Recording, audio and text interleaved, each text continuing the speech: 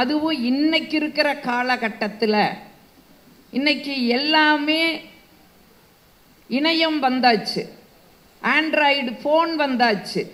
வீட்டுக்குள்ளேயே 4 பேர் ஒன்று சேர்ந்து இருக்கிறதில்ல, சேர்க்க முடியறதில்லை. உண்மைதாங்க. ஒரு அம்மா புதிதாக கல்யாணமாகி மருமக வீட்டுக்கு வந்தாங்க. அந்த அம்மா சொல்லுச்சு, அம்மா இந்த வீட்டுக்குன்னு சில பாரம்பரியங்கள் இருக்குதுமா. இந்த வீடு ஒரு குட்டி அரசாங்கம், 4 ஜன்னல் கம்பிகளுக்கிடையே நடந்து கொண்டிருக்கின்ற ஜனநாயக வீடு. இந்த வீட்டில் உங்கள் மாமனார் முதலமைச்சரம்மா, அவர் இந்த பொதுப்பணித்துறையெல்லாம் பார்த்துக்குவார். நான் துணை முதல்வர், நான் இந்த வருவாயும் ஜவுளித்துறையும் நான் பார்க்குறேனம்மா. என் பையன் அதான் உன் புருஷ, அவ இந்த வருமானத்துறையை பார்த்துக்கிறா. என் பொண்ணு அதான் உன் நாத்தனாரு, அவ இந்த விளையாட்டு துறையை பார்த்துக்கிறாம்மா. இந்த வீட்டில் 2 துறை காலியாக இருக்கு. ஒன்று உணவுத்துறை, இன்னொன்று சுகாதாரத்துறை. இந்த 2ஐயும் உனக்கு கொடுக்கறனம்மா அப்படின்னு அந்த அம்மா சொல்லுச்சு. உடனே அந்த மருமக சொன்னா, அத்தை எனக்கு எதுக்குங்கத்தை இவ்வளவு பெரிய பெரிய பொறுப்பெல்லாம், எல்லா பொறுப்புகளையும் நீங்களே பாருங்கத்த, நான் எதிர்கட்சி தலைவரா மட்டும் இருந்துக்கிறத்தேன்ட்டா.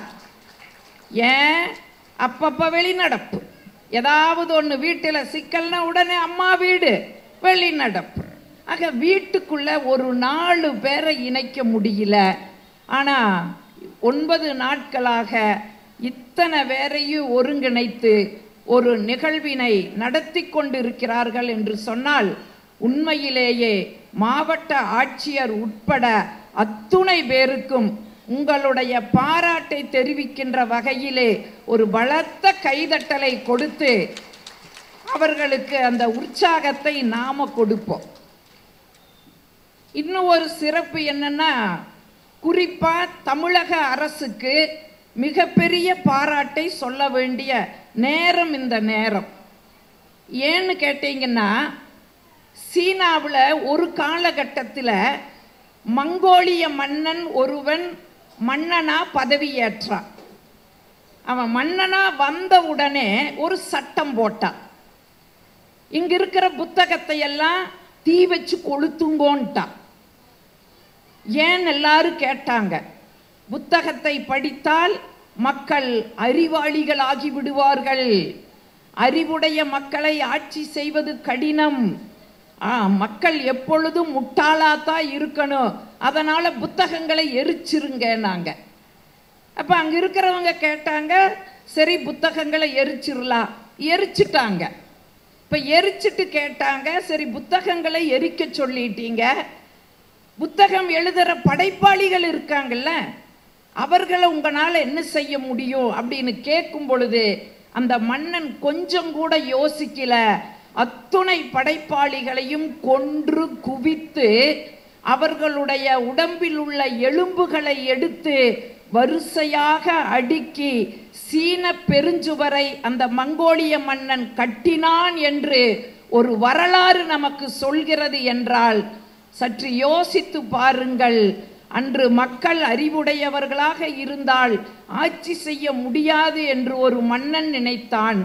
ஆனால் இன்றோ மக்கள் அத்துணை பேரும் புத்தக திருவிழாவிலே கலந்து புத்தகங்களை வாங்கி படித்து அறிவுடையவர்களாக மாற வேண்டும் என்று நம்முடைய தமிழக அரசு நினைத்து மாவட்டந்தோறும் புத்தக திருவிழாவை நடத்தி கொண்டிருக்கிறார்கள் என்று சொன்னால், உண்மையிலேயே நாம் அத்துணை பேரும் தமிழக அரசுக்கு ஒரு பாராட்டை, ஒரு நன்றியை இந்த நேரத்திலே நாம் கட்டாயம் சொல்லியாகணும்.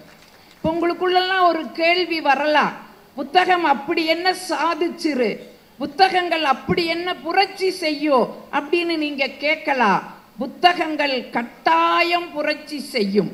எப்படி தெரியுங்களா, நீங்க வால்டேர், ரூசோ போன்றவர்கள் எல்லாம் சமுதாய ஒப்பந்தம், எமிலி அப்படிங்கிற புத்தகத்தை எழுதி அந்த புத்தகத்தின் வாயிலாக தான் மக்களிடையே ஒரு விழிப்புணர்வை ஏற்படுத்தி ஒரு பிரெஞ்சு புரட்சிக்கே அவர்கள் காரணமாக இருந்தார்கள் என்று சொன்னால், நீங்க ஒரு நாடு சிந்திக்க தொடங்கிடுதுன்னு வைங்க, எந்த சக்தியாலும் அதை தடுக்க முடியாது.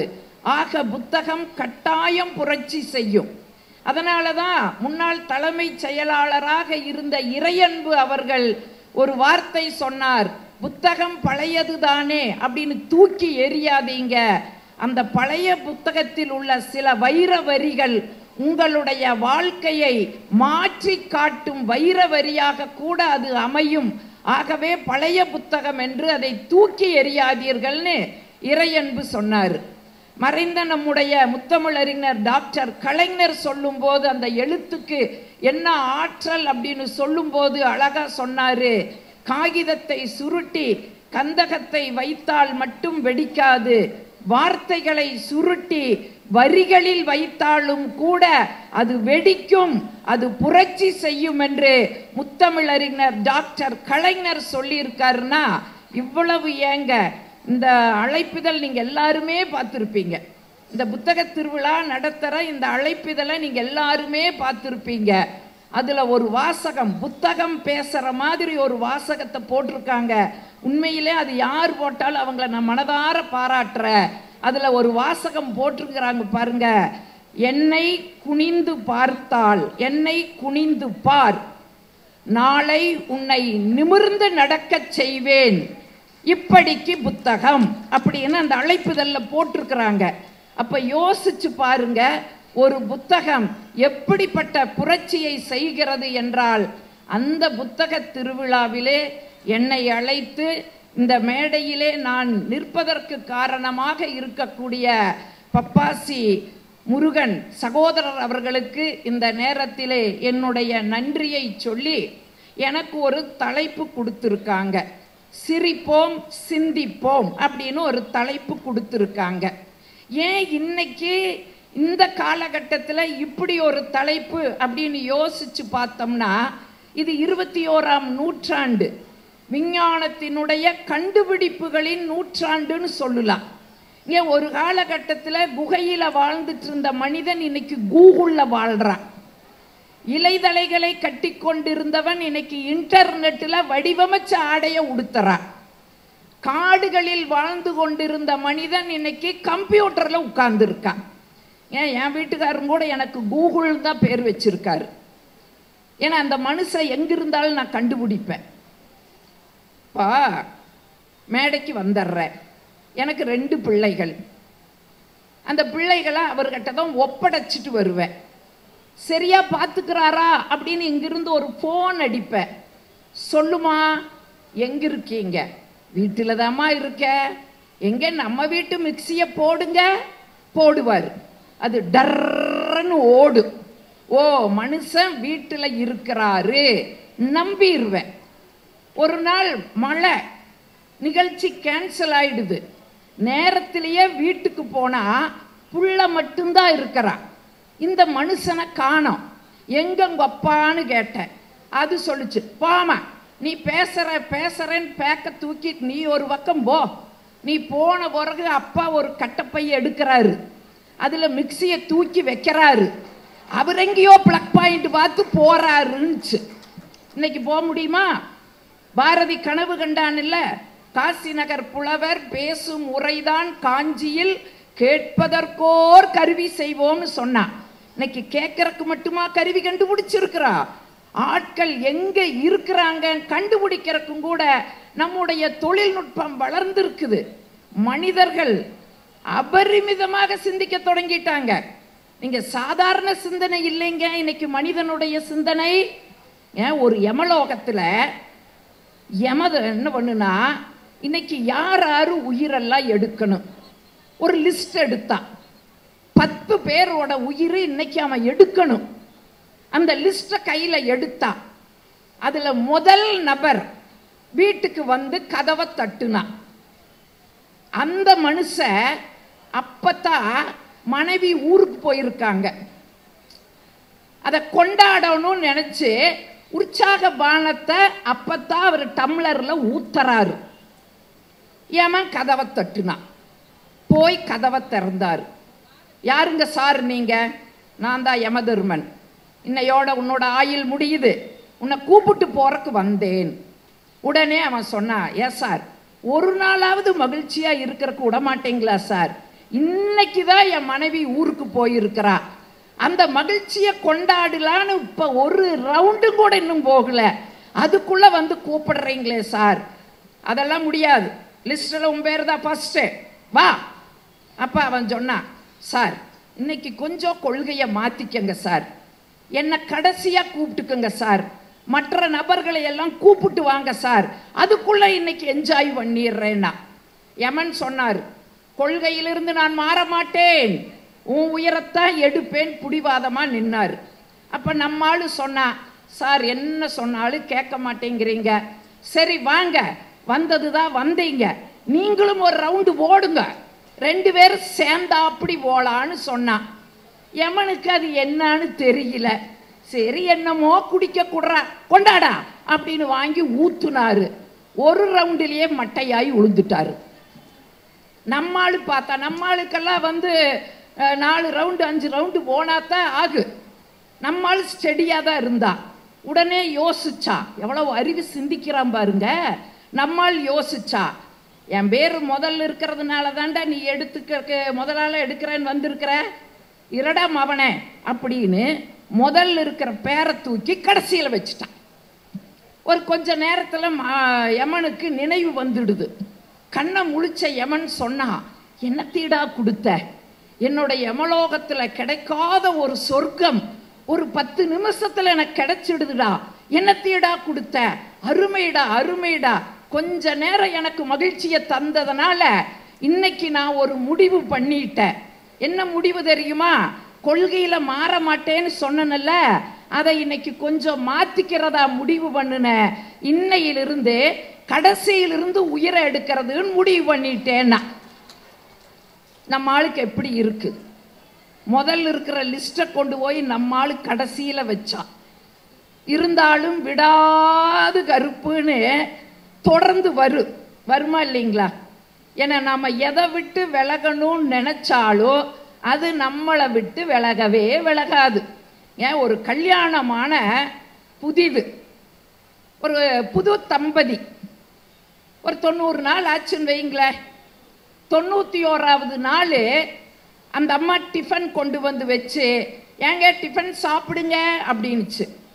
அவன் பார்த்தா உப்புமா, பதறி போனா, ஏய் ஏன் உப்புமாவே எனக்கு பிடிக்காதுடி, என்ன உப்புமாவை செஞ்சிருக்கிற, கல்யாணத்துக்கு முன்னாடி நான் சொன்னது உங்க வீட்டுல சொல்லலையா அப்படின்னு கேட்டா. அந்த அம்மா சொல்லிச்சு, 90 நாள் உப்புமா தனைய போட்ட, 90 நாள் சாப்பிட்டியல்ல, இன்னைக்கு என்ன கணக்கு பார்க்கறேன்னு. அவனுக்கு கொஞ்சம் அச்சமாயிடுது. ஐயையோ நமக்கு உப்புமா பிடிக்காதே, உப்புமாவை செஞ்சுட்டாலே என்ன பண்றது யோசிச்சா. வேற பலகாரம் எனக்கு வேற எல்லாம் ஒன்றும் தெரியாதுங்க. ஏமா எம்எஸ்சி பிஎட் முடிச்சிருக்கிற, எம்எஸ்சி பிஎட்லாம் என்ன பலகாரம் பண்றதுனால சொல்லித்தரல, எனக்கெல்லாம் தெரியாதுங்க. சரி ஒன்று பண்ணு, 5 ஸ்டார் ஹோட்டலுக்கு கூட்டிட்டு போறேன்.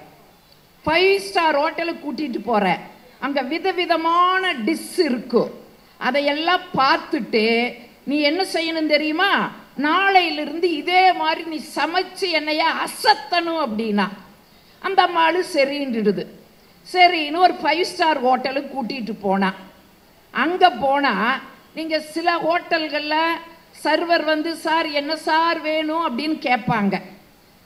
பெரும்பாலான ஹோட்டல்ல மெனு கார்டு வச்சிருவாங்க. நம்ம ஆளுக்கு இங்கிலீஷ் தெரியாது. இங்கிலீஷ் தெரியாதுங்கிறத மறைச்சுதான் நம்ம ஆள் கல்யாணமே பண்ணியிருக்கிறாரு. அவங்க மெனு கார்டை கொண்டு வந்து வச்சாங்க. நம்மால் எடுத்து பார்த்தாரு, பூரா இங்கிலீஷில் இருந்தது. என்ன செய்யறது அப்படின்னு தெரியல. தனக்கு இங்கிலீஷ் தெரியலங்கிறது ஒய்ஃபுக்கு தெரியக்கூடாது, ஏன்னா அவள் கேவலமாக நினச்சிருவாள்ல. ஐயையோ இதில் என்னென்னமோ எழுதி இருக்குதே, எதை ஆர்டர் கொடுக்கறது அப்படின்னு தலையை சொரிஞ்சுட்டே பக்கத்தில் பார்த்தா ஒரு வெளிநாட்டுக்காரன் வந்து அங்கே பக்கத்து டேபிள் உட்கார்ந்துருக்கிறான். நம்மால் யோசிச்சாரு, எப்படியும் அவர் அவங்க நாட்டு டிஷ்ஷை தான் ஆர்டர் பண்ணுவார், அதனால் அதையே நாமளே சொல்லலாம் அப்படின்ட்டு அவர் என்ன சொல்லுவார், ஏங்க பார்த்து சொல்லுங்க, இருமா இருமா, 5 ஸ்டார் ஹோட்டல் எல்லாம் வந்தால் உடனே ஆர்டர் பண்ணக்கூடாதம்மா, கொஞ்ச நேரம் உட்காந்து யோசிச்சு தான் பண்ணணும், இருமானாரு. ஏன் அவர் என்ன சொல்லணுமோ அப்போதானே இவர் சொல்ல முடியும். அவர் அந்த மெனு கார்டை பார்த்துட்டு வெளிநாட்டுக்காரர் சொன்னார், நம்பர் 7 அப்படின்னாரு. நம்ம ஆளு பார்த்துட்டு, ஓ 7 அருமையான ஐட்டம் போல் இருக்குதுன்ட்டு இவனும் கூப்பிட்டு நம்பர் 7 அப்படின்னு சொன்னான். அந்த சர்வர் 2 பிளேட்டை அலங்காரம் பண்ணி மேலே தொப்பி எல்லாம் வச்சு கொண்டு வந்து டேபிளில் வச்சா. அப்படியே ஆசையா மனைவியை பார்த்துட்டே அதை அப்படியே எடுத்தா. உப்புமா வந்துருந்துச்சு. அந்த அம்மா ஏற இறங்க பார்த்துச்சு. பார்வையிலேயே 1000 அர்த்தத்தை நம்மால் புரிஞ்சுட்டா. ஐயோ என்ன பண்ணுறது, மறுபடி என்ன பண்ணுறது. சரி மறுபடியும் அவன் சிந்திக்கிறோங்க, மறுபடியும் அவன் யோசிச்சா.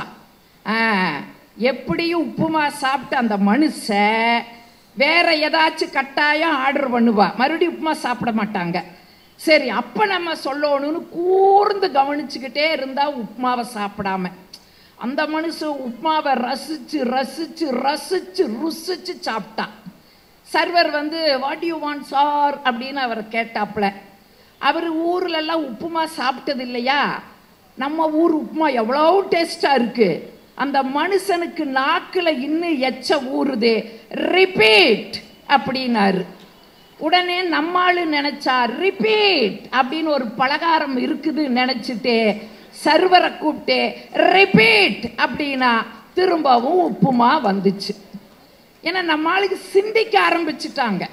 அதனால தான் 21ஆம் நூற்றாண்டு கண்டுபிடிப்புகளின் நூற்றாண்டு. ஆனா சிந்திக்க தொடங்கிய மனுஷன் இன்னைக்கு சிரிக்கிறானா? யோசிச்சு பாருங்க. அபரிமிதமா சிந்திக்கிறா.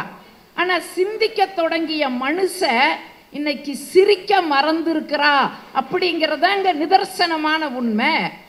ஏன் நம்ம முன்னோர்கள் என்ன சொன்னாங்க? வாய் விட்டு சிரித்தால் நோய் விட்டு போகும்னு சொன்னாங்க. சும்மாவா சொன்னாங்க? வாய் விட்டு சிரித்தால் நோய் விட்டு போகும்னாங்க. அதனாலதான் பாரதியும் கூட சொன்னா, நம்ம முன்னோர்கள் எப்படிப்பட்ட முன்னோர்கள் இந்த மண்ணில் வாழ்ந்து மறைந்து இருக்கிறாங்க.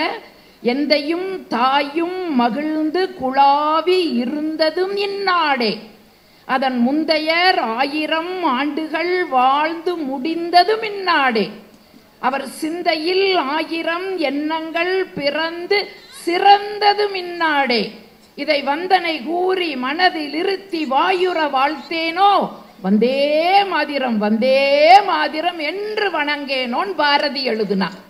நம்ம அப்பா அம்மா மட்டும் மகிழ்ச்சியா இல்லைங்க, அவர்களுடைய முன்னோர்களும் இந்த மண்ணில் மகிழ்ச்சியா இருந்திருக்கிறாங்க. அப்படிப்பட்ட மண்ணில் இன்னைக்கு நாம சிரிக்கிறோமா? யோசிச்சு பாருங்க. வாய் விட்டு சிரிச்சா நோய் விட்டு போகும்.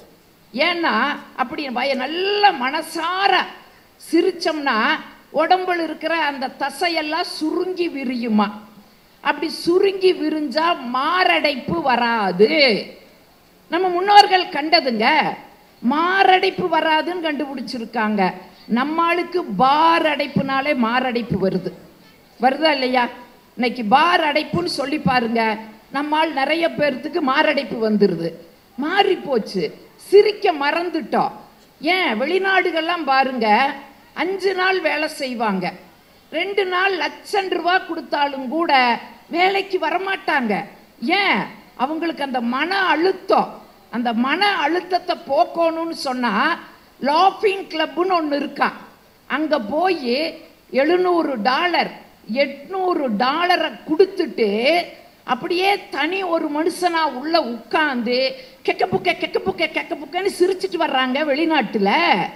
காரணமே இல்லாம தனியா உட்கார்ந்து சிரிச்சு ரிலாக்ஸ் பண்ணிட்டு வர்றா.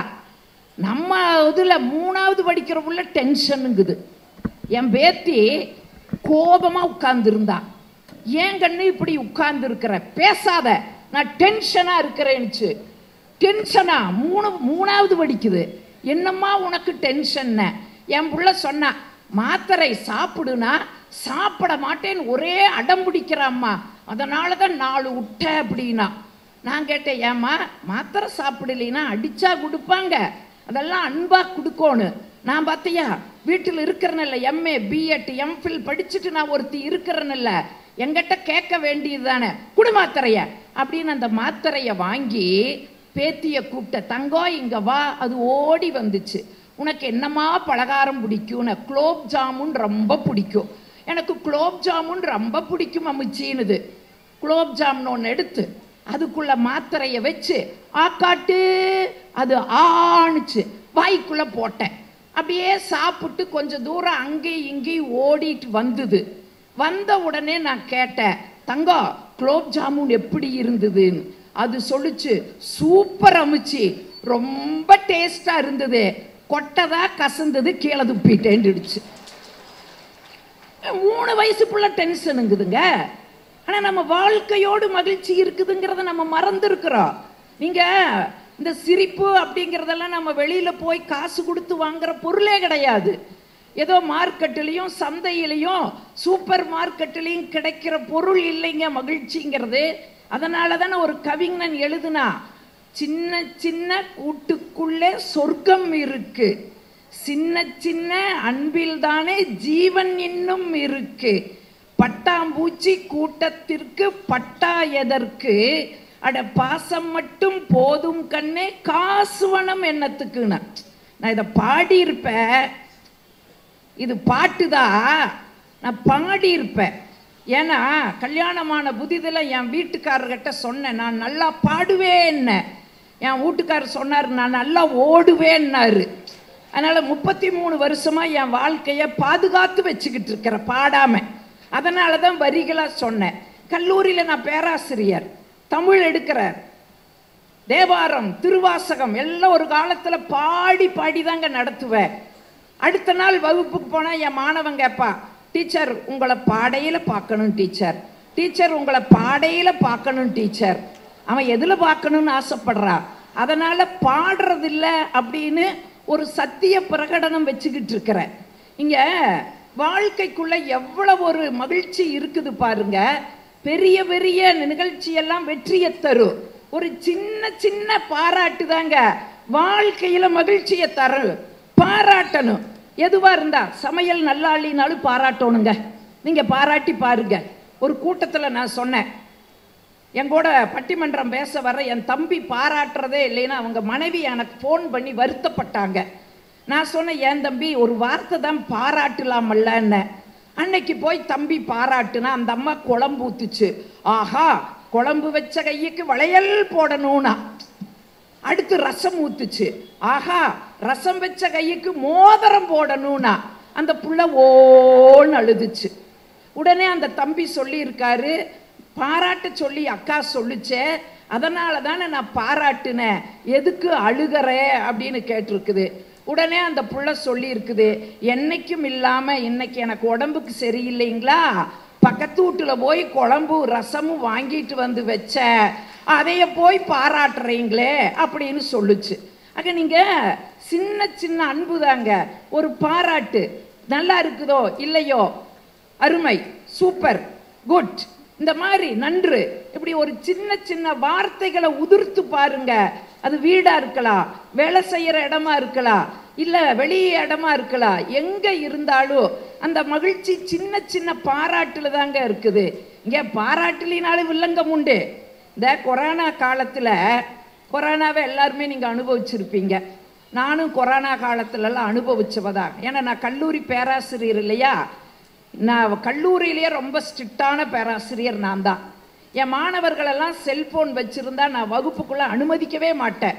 அந்த செல்ஃபோனை வாங்கி கையில் வச்சுக்கிட்டு, ஏய் வருஷ கடைசியில் அம்மா அப்பாவை வந்து என்கிட்ட வாங்க சொல்கிறா அப்படின்னு சொல்லிடுவேன். இதே மாதிரி கொரோனா டைம் ஆயிடுச்சு, கொரோனா வந்தாச்சு, செல்ஃபோன் பூரா என் கையில் இருக்குது. பையங்க செல்ஃபோன் மூலம்தான் வகுப்புக்குள்ளே வரணும். நான் கூப்பிடுறேன், தம்பி வாடா செல்ஃபோனை வாங்கடா. அவன் சொல்கிறான், வேண்டாங்க மேடம், நீங்களே வச்சுக்கோங்க மேடம். நான் சொன்னேன், டேய் செல்ஃபோனை வாங்கிட்டு போய் என் வகுப்புக்குள்ளே வந்தாத்தாண்டா எனக்கு சம்பளமே கொடுப்பாங்க. அவன் சொல்கிறான், மேடம் நீங்கள் கொள்கையிலேயே இருங்க மேடம், மாறாதீங்க மேடம், வருஷ கடைசியிலே எங்கள் அப்பா அம்மாட்ட கொடுங்க மேடம். வரவே மாட்டேங்கிறான். நான் பார்த்தேன், ஓ இது வில்லங்கம் ஆகுதுன்னு மாஸ்கை போட்டுட்டு 5 மாஸ்க்கு சானிடைசர் எல்லாம் கைக்கு பூசிட்டு வாடகை கார் எடுத்துட்டு வீடு வீடா போய் இந்தாடா செல்போன், இந்தாடா செல்போன், என் வகுப்புக்குள்ள வாடா, என் வகுப்புக்குள்ள வாடா, அப்பதான்டா எனக்கு சம்பளம் தருவாங்க, வகுப்புக்குள்ள வாடா வாடான்னு வந்துட்டான். வந்துட்டு ஒருத்த உட்கார்ந்துட்டு எனக்கு அடிக்கிறா, எந்த செல்போனை வைத்திருந்தால் வகுப்புக்குள் விடமாட்டா என்று சொன்னாயோ அந்த செல்போன் மூலம்தான் உன் வகுப்பையே நான் அட்டன் செய்து கொண்டிருக்கிறேன். சாந்தாமணி ஈச பூமராங் அப்படின்னு என்ன பூமராங் ஆக்கிட்டான். நாங்கள்லாம் கொரோனா காலத்தில் அனுபவிச்சோம். இந்த கொரோனா காலத்துலங்க எங்க பக்கத்து வீடு அவங்க 2 பேரும் வேலைக்கு போறவங்க. அந்த அம்மாவோட சமையல் சுமாராத்தான் இருக்கு. உங்களுக்கு தெரியும், இன்னைக்கு இருக்கிற இந்த காலகட்டத்தில் 2 பேரும் வேலைக்கு போற வீடு எப்படி பரபரன்னு இருக்குன்னு உங்க எல்லாருக்குமே தெரியும், அனுபவிக்கிறவங்களுக்கு தெரியும். அதை உணர்ந்து தாங்க தாமரை அப்படிங்கிற ஒரு கவிஞர், பெண் கவிஞர் ஒரு கவிதை எழுதுச்சு அந்த அம்மா.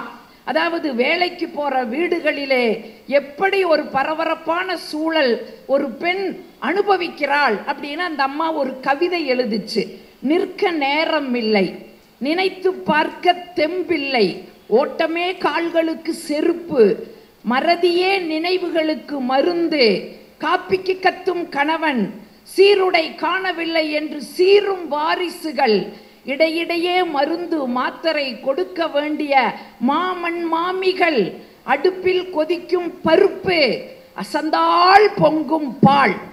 இந்த பாலும் புருஷனும் ஒண்ணுங்க, பாலும் புருஷனும் ஒண்ணு. பொங்கும் பொங்குன்னு பார்த்துட்டே இருப்போம், பொங்கவே பொங்காது, சனிய பொங்காதுன்னு திரும்புவோம், படக்குன்னு பொங்கிரு.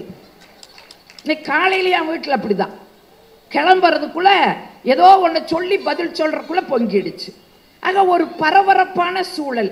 வேலைக்கு போற பெண்கள் தெரியும், நான் ஏற்கனவே சொன்ன கல்லூரி பேராசிரியர், நான் வேலைக்கு போறதுக்குள்ள வீட்டில் நான் இன்னைக்கும் நான் அனுபவிச்சுட்டு இருக்கிறேன். அந்த அனுபவத்தை தான் அந்த தாமரை கவிஞர் எழுதியிருக்காங்க. 4 மணிக்கு எந்திரிப்பேன், அத்தனை வேலையை செஞ்சுக்கிட்டு பிள்ளைகளுக்கு டிஃபன் கட்டி எல்லாம் பரபரப்பா பண்ணிக்கிட்டு அப்படியே தோசை ஊற்றும் போது தான் எங்க 7:30 தான் எந்திரிச்சு. 7:30 எந்திரிச்சு அது பாத்ரூமுக்கு 8 மணிக்கு தான் போவார். ஏன்னா இவர் ஃபைனான்ஸ் மினிஸ்டர். பேப்பரை படின்னு படிச்சுட்டு 8 மணிக்கு பாத்ரூமுக்குள்ள போவார்.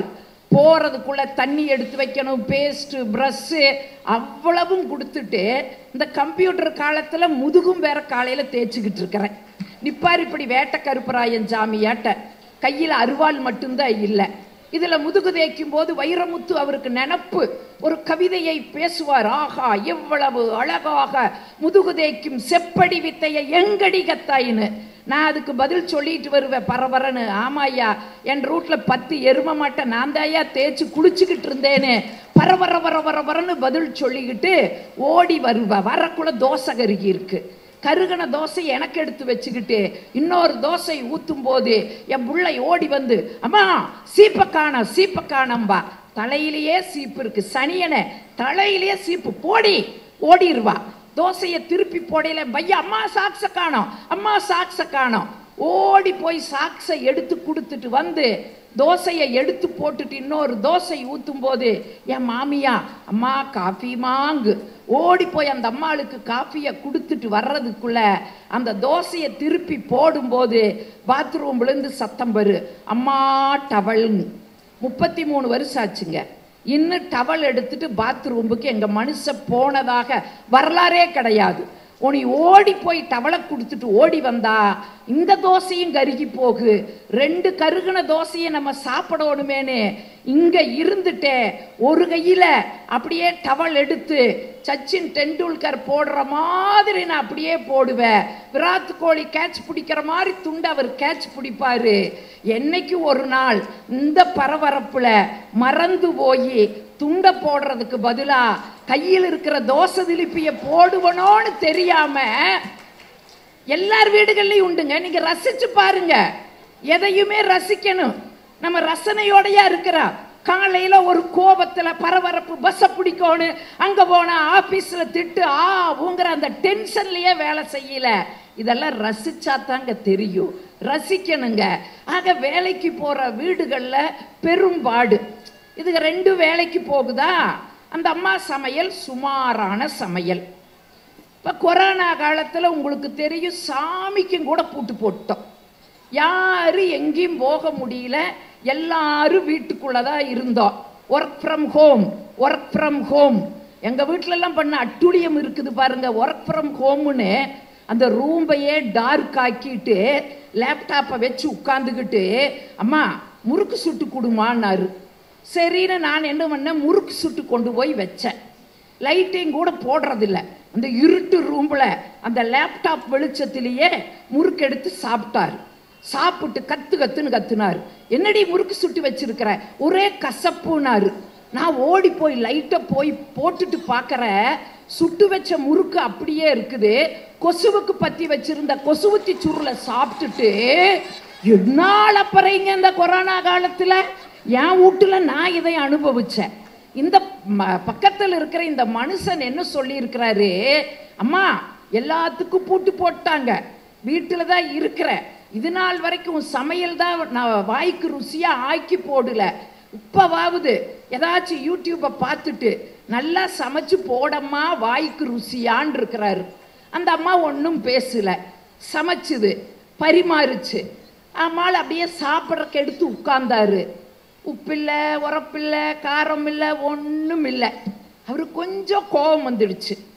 ஏமா கொஞ்சமாவது சொன்னதை கேட்டுட்டு கொஞ்சம் காரமாக ருசியாக சமைச்சிருக்கலாமல்லம்மா அப்படின்னு சொல்லி கேட்டாது.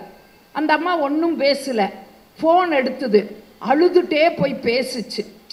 இந்த மனுஷன் என்ன நினச்சாரு, ஏதோ அவங்க அம்மாளுக்கு ஃபோன் பண்ணி பேசுகிறாருன்னு நினச்சிட்டாரு. ஒரு 10 நிமிஷம் இருக்குங்க, கார்பரேஷன் லாரி வந்து நின்றுச்சு. இறங்கி 4 பேர் வந்தாங்க. இங்கே ராமசாமி யாரு அப்படின்னு கேட்டாங்க. அந்த மனுஷன், நான் தாங்க, என் பேர் தாங்க ராமசாமின்னு. சாப்பாட்டில் ருசி இல்லை, காரம் இல்லை, உப்பு இல்லை, சுவை இல்லைன்னு சொன்னையான்னு கேட்டாங்க. ஆமாங்க சொன்னங்க. வா உனக்கு கொரோனா வந்திருக்குதுன்னு பிடிச்சிட்டு போயிட்டாங்க. ஒரு பாராட்டுல பாருங்க, பாராட்ட தவறுனதுனோட விளைவு பிடிச்சு கொடுத்துருச்சு அந்த அம்மா. இதெல்லாம் குடும்பங்கள்ல நடக்கக்கூடியதுங்க. அப்ப இதையெல்லாம் நம்ம கொஞ்சம் ரசிச்சு பழகி பாருங்க.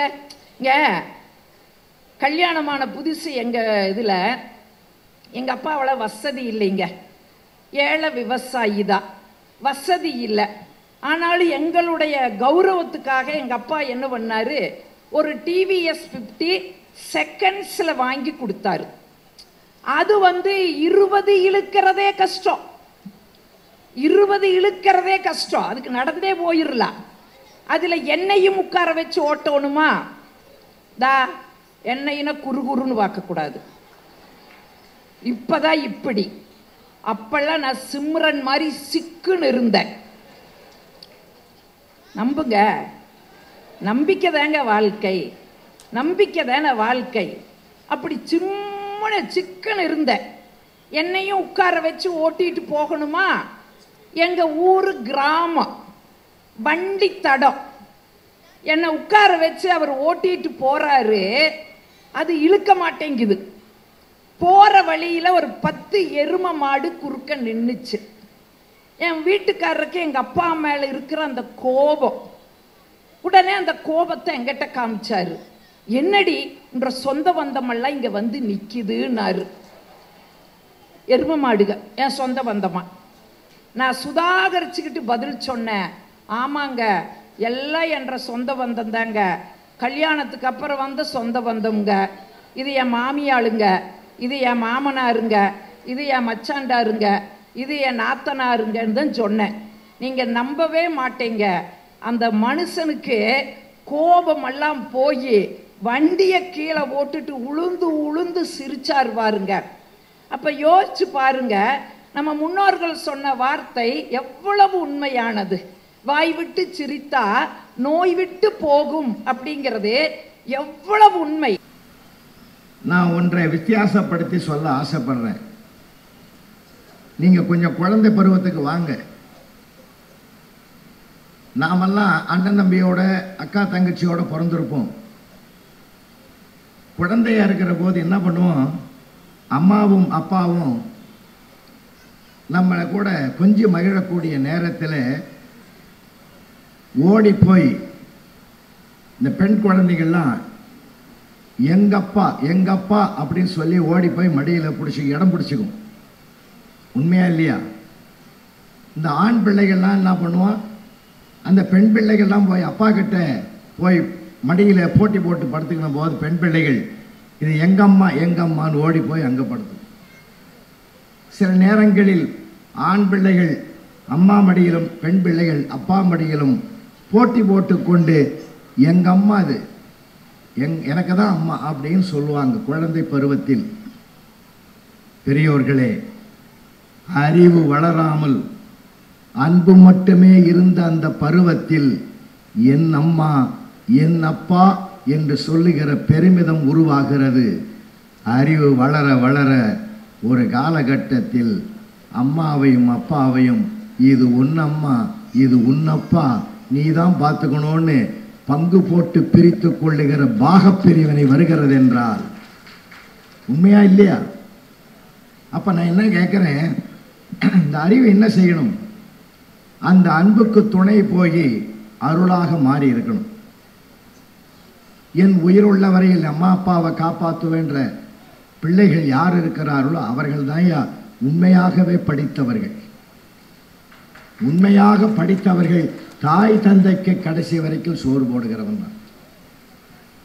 இன்னைக்கு நம்ம என்ன பெருமைப்படுறோம், என் புள்ள அமெரிக்காவில் இருக்கிறான் ஆஸ்திரேலியா இருக்கிறான், அட கடைசி வரைக்கும் நம்ம கூடவே வரமாட்டான். இறப்புக்கு கூட வராத ஒருவனை இந்த மண்ணிலே பெற்றதற்கு வருத்தப்பட வேண்டிய காலகட்டத்தில் நாம் இருக்கிறோம் என்றால் இது என்ன வாழ்க்கை? நாம் நினைக்கிறோம் எல்லாம் படித்து இன்னும் கூடங்க ஒரு மனப்பான்மை இருக்கு. கல்வித்துறை சார்ந்த அதிகாரிகள்லாம் இருக்காங்க. நான் பல ஆண்டுகள் 36 ஆண்டுகள் அந்த பணியில் இருந்ததாக சொல்கிறேன். என்னை பொறுத்தவரையில் என் கணிப்பு மற்றவர்களுக்கு எப்படியோ எனக்கு அது நியாயமாகப்படுகிறது. மார்க் வாங்குற பிள்ளையை விட மதிப்பு வாங்குற பிள்ளை தான் எனக்கு ரொம்ப முக்கியமானவன். அதுக்கு தான் மார்க்குக்கு தமிழில் என்ன பேர், மதிப்பெண். மதிப்போட எண் பெற்றால்தான் பெருமையை தவிர வெறும் எண்ணை மட்டும் பெறுவதில் பயனே கிடையாது. ஒரு சர்வே பண்ணி பாருங்க, கடந்த 10 ஆண்டுகளை +2 10th இதில் highest mark state first second third வாங்குற பிள்ளைகள்லாம் எங்கே இருக்கான்னு பாருங்க. காணாமல் கரைந்து போன வரலாறுகள் தான் உண்டு. இந்த 50 மார்க் 60 மார்க் எடுக்கிறான் பாரு, அவன் தான் என் நாட்டையே அசத்துறான், சந்தோஷமா வாழ்க்கையை நடத்துறான். என் அன்பு பெற்றோர்களே, கற்பது என்பது அதுக்கு வயதே கிடையாது, எந்த காலத்திலும் கற்கலாம்.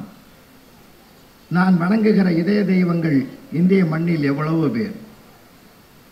உண்மையிலேயே இந்த மண்ணை தொட்டு வணங்குவதில் நான் பெருமை அடைகிறேன். பேரறிஞர் அண்ணாவை தந்த பெருமைக்குரிய மண் இந்த மண். அந்த பேரறிஞர் தன்னுடைய பேரறிவாளராகிய வழங்கிய தன்னுடைய அறிவை தன் சுயநலத்துக்கு பயன்படுத்தவில்லை. மக்களுக்காக எத்தனை எத்தனை நன்மைகளை திட்டம் தீட்டி செயல்படுத்த முடியுமோ அதற்காகவே அதை செலவழித்தவர். அதனால ஒரு மனிதன், அதான் திருவள்ளுவர் கேட்கிறார், அறிவினால் ஆகுவதுண்டோ பெரிதன் நோய் தன்னோய் போல் போற்றா கடை. இன்னொரு உயிரினுடைய இன்ப துன்பங்களை என்னுடைய இன்ப துன்பங்களாக ஏற்றுக்கொண்டு நிவாரணம் தேடுகிறவன் தான் மனிதன், அவன்தான் கல்வி கற்றவன் என்று திருவள்ளுவரே அந்த அறிவுக்கு ஒரு விளக்கம் கொடுக்கிறார். அந்த கற்பது என்பது செவி வழியாக கற்கலாம், வாய் வழியாக கற்கலாம், கண் வழியாக கற்கலாம். படிப்பது ஒரு வகை, கேட்பது ஒரு வகை, பார்ப்பது ஒரு வகை. இன்றைக்கு இன்னும் சொல்ல போனால் இந்த பிரபஞ்சத்தில் இங்க எல்லாமே புத்தக திருவிழாவுக்கு வந்திருக்கீங்க, சந்தோஷமா இருக்குது. ஒவ்வொரு ஷாப்பிங் நீங்க போய் பார்க்குறீங்க, பாக்கெட்ல செல்போன் இருக்கு. புத்தக கடை உங்களை பார்த்த உடனே புத்தகம் வாசிக்கலாம் வா என்று அழைக்கிறது. பாக்கெட்டில் இருக்கிற செல்போனோ வா சிக்கலாம் என்று சொல்லுகிறது. புத்தகம் வாசிக்கலாம் என்று உங்களை அழைக்கிறது, செல்போனோ வா சிக்கலாம் என்று அழைக்கிறது. எல்லாமே சிக்கல்வாய் போச்சு.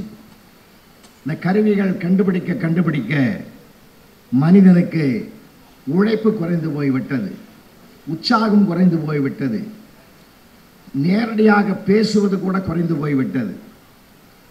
படிப்பு என்பது வெறும் புத்தகத்தில் ஏட்டில் தேடுவது அல்ல, பல இதயங்களில் தொடுவது, பல இதயங்கள் பெரியவர்களுடைய அனுபவ அறிவை பெறுவது. இன்னைக்கு யாரு அப்படி தயாரா இருக்கான்? யார் கோட்டீஸ்வரன்? இன்னும் சொல்ல போனால் இஸ்லாத்திலே 5 தலையாய கடமைகளிலே தானம் தர்மம் என்றெல்லாம் சொல்லப்படுகிற அந்த கடமைகளிலே சதகா என்று ஒரு அமைப்பு இருக்கிறது, ஒரு கடமை இருக்கிறது. அதிலே பெருமானார் நபிகள் நாயகம் சொல்லக்கூடிய வாசகம் என்ன தெரியுமா? ஒரு அன்பான சிரிப்பு கூட சதகாவாகும் என்று சொல்லுகிறார். ஒரு மனிதனை சிரிக்க வைங்க ஐயா, அதை விட ஒரு பெரிய ஒற்றுமை உலகத்தில் கிடைக்காது. ஒரு மனிதனை சிரிக்க வைப்பதே பெரிய சிறப்பு. அதனால்தான் திருவள்ளுவர் சொன்னார், சிரிக்க தெரியாதவனுக்கு பகல் பொழுது கூட இருட்டுன்னார். பகல் பொழுது கூட இருட்டு. நம்ம அலுவலகத்தில் எவ்வளவு நகைச்சுவை வருது, எவ்வளவு வருது சார். போன மாதம் ஒரு கம்பெனியில் ஒரு அசிஸ்டன்ட் போய் லீவ் லெட்டர் கொடுத்தார். ரஷ்யாவுக்கும் உக்ரைனுக்கும் சண்டை நடக்குது, எனக்கு 4 நாள் லீவ் வேணும்னார். மேனேஜர் அதிர்ச்சி அடைஞ்சிட்டார். நீ என்னையா சமாதான தூதுவரா, உனக்கு ஏன் லீவு, அதுக்கு அந்த சண்டைக்கும் உனக்கு என்ன சம்பந்தம்னார். அதுக்கு அந்த ஆள் சொன்னான், போன வாரம் எனக்கு என் சம்சாரத்துக்கு சண்டை, தீர்த்து வைக்கிறதுக்கு சமாதானப்படுத்துறதுக்கு 1 நாள் லீவு கொடுன்னு கேட்டேன், சின்ன சின்ன சண்டைக்கெல்லாம் லீவு கேட்காதன்னு சொன்னேன், அதனால்தான் பெரிய சண்டைக்கா லீவு கேட்குறான்னு. அவர் சொன்னார் மேனேஜர், இப்படி ஒரு யோசனைக்கு தான் நானும் 4 நாள் லீவ் போட்டுடுறேன்ட்டார். ஏன்னா அவருக்கும் பிரச்சனை இருக்கு சார். எதையும் மகிழ்ச்சியாக எடுத்துங்க. சந்தோஷம்தான் ஒரு மனிதனை சாதனையாளனாக மாற்றும். உன்னை இழந்துட்டோன்னு நினைக்காதீங்க. இப்போ அண்மையில் குகேஷ் என்ற ஒரு மாணவ இளைஞர் உலகமே பாராட்டுகிற ஒரு உன்னதமான இடத்துல செஸ் சாம்பியனாக வந்திருக்கார். அவங்க அப்பா யார் தெரியுமா? ENT doctor. அவர் பேர் ரஜினிகாந்த். அவர் இஎன்டி ஸ்பெஷலிஸ்ட். அவங்க அம்மாவும் மருத்துவத்துறையிலே வல்லுனர். தங்களுடைய வேலை வாய்ப்பை விட்டுட்டு, வருமானத்தை விட்டுட்டு, எங்களுடைய வருமானத்தை இழந்து விட்டோம் என்று அவர்கள் வருத்தப்படவில்லை. எங்கள் பிள்ளைதான் எனக்கு வெகுமானம் என்று சொல்லி அந்த குகேஷுக்கு பின்னாடியே சுற்றினார்கள். வட்ட அளவில், மாவட்ட அளவில், மாநில அளவில், உலக நாடுகள் அளவில் பயணித்து இன்னைக்கு உலக சாம்பியனா நிமிர்ந்து நிற்கிறதுக்கு அவங்க அம்மாவும் அப்பாவும் கூடவே இருந்து இது ஒரு உயரத்தை தொட வைத்திருக்கிறார்கள் என்றால் அது எவ்வளவு பெரிய ஆச்சரியம், எவ்வளவு பெரிய சிறப்பு. அதைத்தான் நம்ம நினைவுபடுத்துறேன். திறமை இல்லாதவர்கள் படைக்கப்படுவது இல்லை.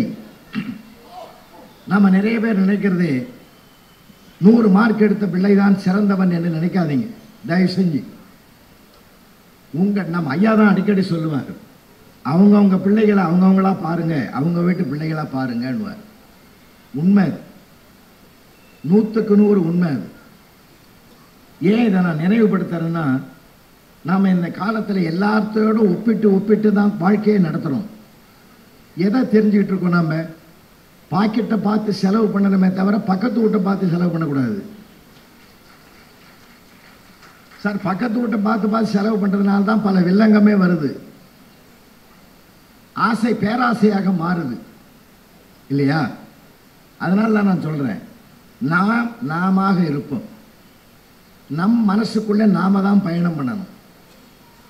நீ எதுவாக மாற வேண்டும் என்று சதா நினைக்கிறாயோ நீ அதுவாகவே மாறுவாய் என்பதுதான் உபனிஷதம் சொல்லுகிற உண்மையான செய்தி. இதே காஞ்சி மாநகரத்திலே 100 ஆண்டுகள் இந்த மண்ணிலே வாழ்ந்து அருள் பாலித்த காஞ்சி மகா பெரியவர் இந்த பிரபஞ்சத்துக்கு சொன்ன வார்த்தை என்ன தெரியுமா? இருப்பது இறைவன் தந்தது, இல்லாதது இனிமேல் இறைவன் தரப்போவது என்று நம்பிக்கையோடு வாழ்க்கையை நடத்துங்கள். அந்த நம்பிக்கை தான் சார் வாழ்க்கை. பிள்ளைகள் மேல நம்பிக்கை வைப்போம், அவனுக்கு நல்லதை சொல்லிக் கொடுப்போம். ஒரு காலகட்டத்தில் நம்ம வீட்டெல்லாம் எப்படி வளர்த்தாங்க, இன்னைக்கு கல்யாணம் கூட மாறி போச்சு சார். காம்போ சிஸ்டத்தில் வந்துடுது. நம்ம வீட்டு கல்யாணத்தில் நாம நடத்தாம எவனோ நடத்துறான். அவன் மேல கோவப்படுறான் பல பேர், என்ன சாப்பாட்டு கூப்பிட்டியான்னு. அவன் ஒரு நாளைக்கு வேலை செய்கிறோம் காசை வாங்கிட்டு அவங்கிட்ட போய் இவங்க சண்டை போடுறான். நம்ம காலத்தில் இல்லை, என் காலத்திலலாம் கூட சம்பந்திகள்லாம் வாசலில் நின்று வாங்க வாங்கன்னு கூப்பிடுவாங்க. இப்போ யாராவது கூப்பிட்றான் கல்யாண மண்டபத்தில்? ஒரே ஒரு பொம்மை கும்பிட்டு கிடக்குதுயா. அது வர்றவனை கும்பிடுதா, போகிறவனை கும்பிடுதா, சத்திரத்து ஓனரை கும்பிடுதா, எவனை கும்பிடுதுன்னே தெரியல. ராத்திரி 11:30 மணிக்கு ஒருத்தன் டபுள் ஆள் பொம்மைக்கு கீழே உக்காந்து நானும் 1 மணி நேரமும் அவங்ககிட்ட ஃபோன் நம்பர் கேட்குறேன், கொடுக்க மாட்டியான்னு கேட்குறான். ஐயா அவன் என்ன எப்படி இருந்திருப்பான்னு கொஞ்சம் யோசனை பண்ணி பாருங்க. நாம் எல்லாத்தையும் தப்பாக பார்க்காதீங்க, தவறை கூட நீங்கள் ரசிக்க பழகுங்க, தவறு தானாக சரியாயிடும்ன்றதில் நம்புகிறவன் நான். நீங்கள் அதையே ரசனையாக பார்த்து சொல்லுங்களேன். சாப்பாட்டில் கூட உப்பு இல்லாமல் இருக்கலாம். உப்பு இல்லைன்றதை டைரெக்டாக சொல்கிறத விட இன்னும் கொஞ்சம் உப்பு போட்டிருந்தா ரொம்ப நல்லா இருந்திருக்கும்னு சொல்லுங்க. குறைய கூட சொல்கிற முறை இருக்குது சார். குறையா சொல்லாமல், குறையா பார்க்காம, குறைய கூட நிறையா பார்ப்போம். நான் அடிக்கடி வேலூர் பக்கம் போவேன். அங்கே திருப்பத்தூரில் ஒரு தடவை பேசி முடிச்சுட்டு காரில் வரேன். வழியில் காமாட்சி பவன் ஹோட்டலில் காரை நிறுத்திட்டு உள்ளே போய் காலையில் 11:30 மணி இருக்கும். உட்காந்து அந்த சர்வர் தம்பி, உங்களை அன்பாக கேட்டுக்கிறேன், அதுக்கெல்லாம் ஆள் கிடைக்கல. இப்போது ஹோட்டல் ஓனரே எழுந்து சர்வர் பண்ணுறான். நிறைய இடங்களில் சிக்கல் இருக்குது. அதனால் அந்த தம்பி தூரமாக நின்றுந்தார். தம்பி இங்கே வாங்கன்னு கிட்ட வந்து, ஐயா உங்களுக்கு என்ன வேணும்னார். நாம் எதை விதைக்கிறோமோ அதைத்தான் அறுவடை செய்வோம். நான் தம்பி இங்கே வாங்கன்னு அவர், ஐயா உங்களுக்கு என்ன வேணும்னார். என்னென்ன இருக்குப்பான்னு கேட்டேன். ஒரு பட்டியலை சொன்னார். தம்பி நீங்கள் சவுத் ஆர்காட் டிஸ்ட்ரிக்டா, விழுப்புரம் பக்கமான்னு. சார் எப்படி சார் கண்டுபிடிச்சிங்க? நீ பேசுகிறத வச்சு கண்டுபிடிச்சோம்பா, நான் விழுப்புரத்துக்காரன். சார் நான் கண்டாச்சிபுரம் சார். நெருங்கிட்டான்.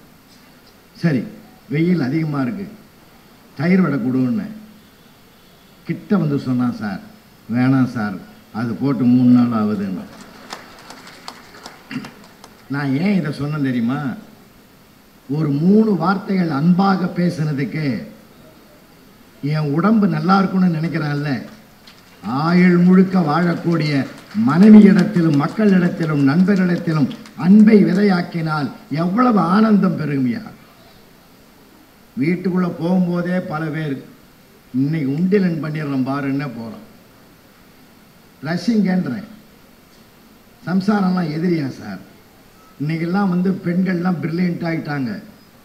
இந்த நாட்டில் இன்னைக்கும் தர்மம் உயிரோடு இருக்குதுன்னா அது என் தாயாலையும் என் தாரத்தாலையும் என் சகோதரியாலும் தான் வாழ்கிறது. ஒருபோதும் அவள் அதர்மத்தை தேட மாட்டாள். அந்த சிறப்பு இன்னைக்கு பெண் கையில் இருக்கு. அதனால தான் நாம் நினைக்கிறோம் அவங்களுக்கு ஒன்றும் தெரியாதுன்னு. அவங்களுக்கு ஒன்றும் தெரியாது. ஒரு கணவனும் மனைவியும் பேசிக்கிட்டாங்க. அந்த அம்மா சொல்லிச்சு, ஏங்க நாம் 2 பேரும் சொர்க்கம் நரகம்லாம் சொல்கிறாங்களே, நாம் 2 பேரும் ஒன்றா போகிற இடத்துக்கு பேர் தானே சொர்க்கம்னுச்சு. அவன் சொன்னான், அடியே செல்லம், நாம் 2 பேரும் ஒன்றா போகிற இடத்துக்கு சொர்க்கம்னு பேர் கிடையாதுரே, மாமா மட்டும் போகிற இடத்துக்கு தான் சொர்க்கம்னு பேர். அப்படின்னா எப்படி இருக்கும்னு கேட்டுது அந்த அம்மா. அப்படி கேளு, நான் மாமா சொர்க்க வாசலுக்கு உள்ளே போனேன்னா ரம்பா, ஊர்வசி, திலோத்தகை, மேனகா பேர் அழகைகள்லாம் என் கையை பிடிச்சிக்கிட்டு உள்ளே கூட்டியும் போவாங்க. இப்போ நான் எங்கே போவேன்? நீ நரகத்துக்கு தான் போவேன். அங்கே எப்படி கூப்பிடுவாங்க? ஒரு கருப்பு குரங்கு உன் கையை பிடிச்சி கூட்டியும் போவேன். அந்த பொண்ணு சொல்லிச்சு, போங்க மாமா, உங்களுக்கு இங்கேயும் பேரழகி அங்கேயும் பேரழகி, எனக்கு மட்டும் இங்கேயும்.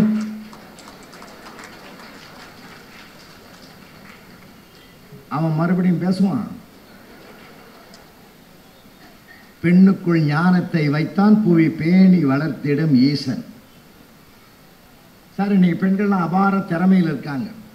ஒருத்தரை மதிக்கணும் சார். மதிக்காம போனதனால்தான் புரிந்து கொள்வதே ஒரு கல்வி இல்ல. ஒருத்தரை புரிஞ்சுக்கிறது தான் பெரிய கல்வி.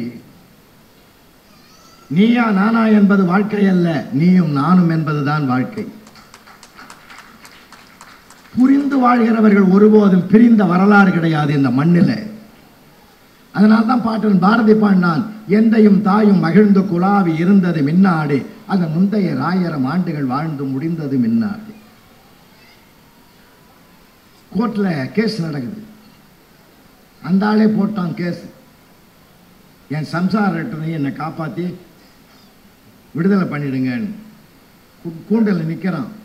ஜட்ஜை சொல்றார், ஏய், நான் தீர்ப்பு எழுதுனா வருத்தப்படுவேன்.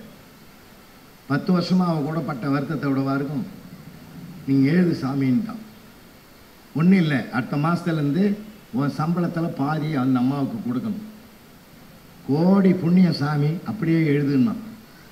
ஏண்டா உனக்கு வருத்தமா இல்லையான்னார். இல்லை ஜாஜமா, 10 வருஷமா முழுசும் கொடுத்துருந்தேன், அடுத்த மாதத்துலேருந்து எனக்கு பாதியாவது கிடைக்குதில்ல, எனக்கு அதில் தான் சந்தோஷம். இப்படி ஒரு தீர்ப்பு வரும்னு தெரிஞ்சிருந்தா நான் 5 வருஷத்துக்கு முந்தையே ஃபைல் பண்ணியிருப்பேன் கேஸை. அவனுக்குள்ள அவ்வளோ பெரிய பிரச்சனை இருக்குதுன்னு அவருக்கு அப்போ தான் தெரியும். சார், நீங்கள் பஸ்ஸில் பயணம் பண்ணுறீங்க, ட்ரெயினில் பயணம் பண்ணுறீங்க, எங்கே பயணம் பண்ணாலும் நடக்கிறத பாருங்க ஐயா. நம்ம மனிதனுக்கு மட்டும்தான் சார் சிரித்து பழக, அங்கேருந்து ஒரு எக்ஸ்பீரியன்ஸ் கிடைக்கும் சார், ஒரு அனுபவம் கிடைக்கும். அந்த அனுபவம் தான் ஒரு பெரிய பாடம்.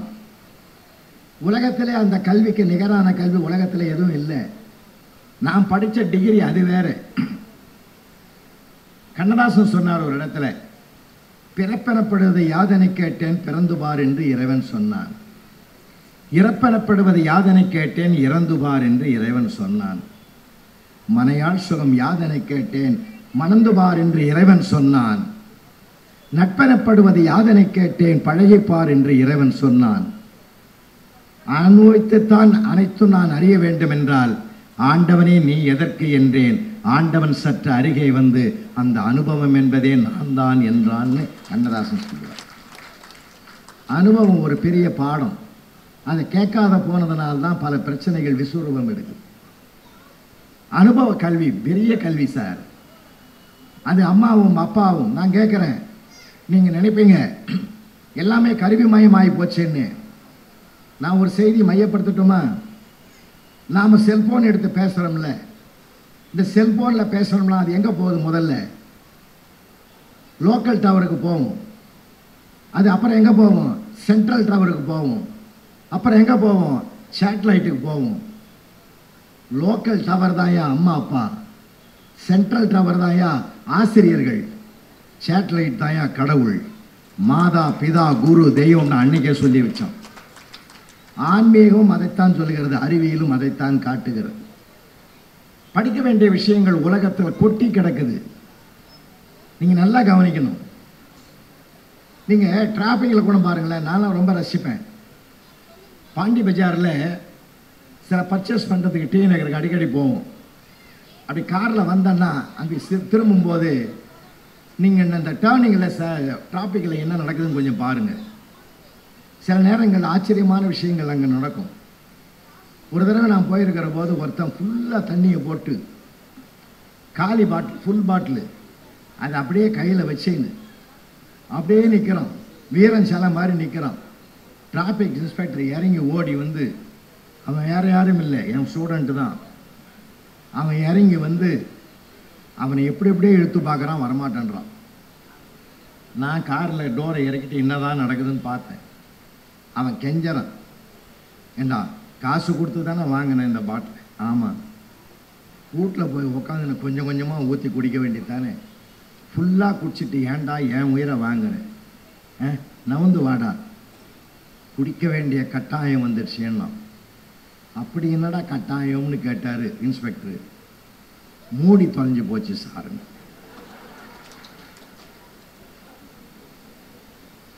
நமக்கு அது சாதாரண காரணம், ஆனால் அவனுக்கு அது பெரிய காரணம். மூடி தொலையாமல் இருந்தால் அது மூடி வச்சிருப்பான்.